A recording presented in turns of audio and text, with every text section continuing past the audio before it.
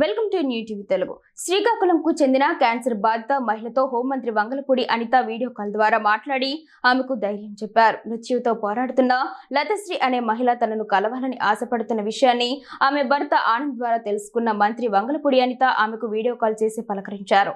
ఆమె ఆరోగ్య పరిస్థితి గురించి అడిగి తెలుసుకున్నారు. క్యాన్సర్ ను జయించిన ఎంతో మంది గురించి ఆమెకు వివరించి ధైర్యంగా ఉండాలని మంత్రి చెప్పారు.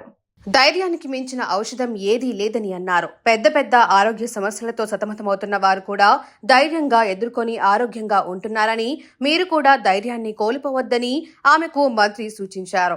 ఈ సందర్భంగా నేరుగా కలవాలని ఉందని లతశ్రీ కోరగా త్వరలో శ్రీకాకుళం వచ్చి కలుస్తానని హామీ ఇచ్చారు.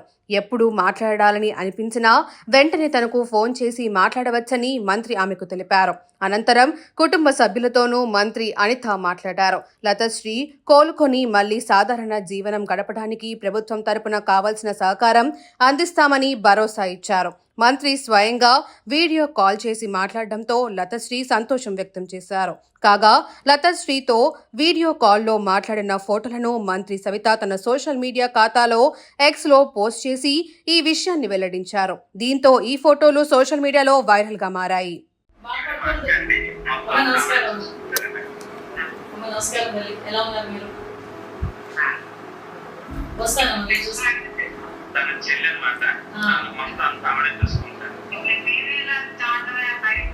నేను వస్తాను, మీ ఇంటికి వస్తాను కదా, అప్పుడు చూద్దరు కానీ.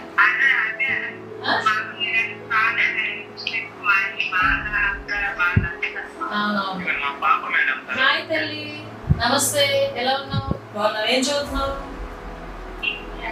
8th క్లాసా? హాయ్ నాన్న, ఏం పేరు నీ పేరు? రిషి. వస్తానే మీ దగ్గరికి ఒకరోజు. అమ్మ జాగ్రత్త, అమ్మని ఇప్పుడు నవ్వుతూ పెట్టాలి. అమ్మని బాగా చూసుకుంటున్నావా నువ్వు? ఎంత నవ్వుకుంటుంది. అమ్మ, మీకు విషయం చెప్తున్నాను, మనకి ధైర్యం మించిన మెడిసిన్ ఏదీ లేదు, అర్థమైందా? అస్సలు ఏడవకూడదు. రేపు పొద్దున్న నేను మీ దగ్గరకు వచ్చి కనిపించినా కూడా మీరు నా దగ్గర ఏడవకూడదు, ధైర్యంగా ఉండాలి. అలాగేనా? పిల్లలు ఉన్నారు, ఏం కాదు. ఇంతకన్నా పెద్ద పెద్ద ఇన్సిడెంట్లు జరిగిన వాళ్ళు కూడా ఈరోజు సర్వైవ్ అయ్యి చక్కగా హ్యాపీగా వాళ్ళ లైఫ్ డీల్ చేస్తున్నారు కదా.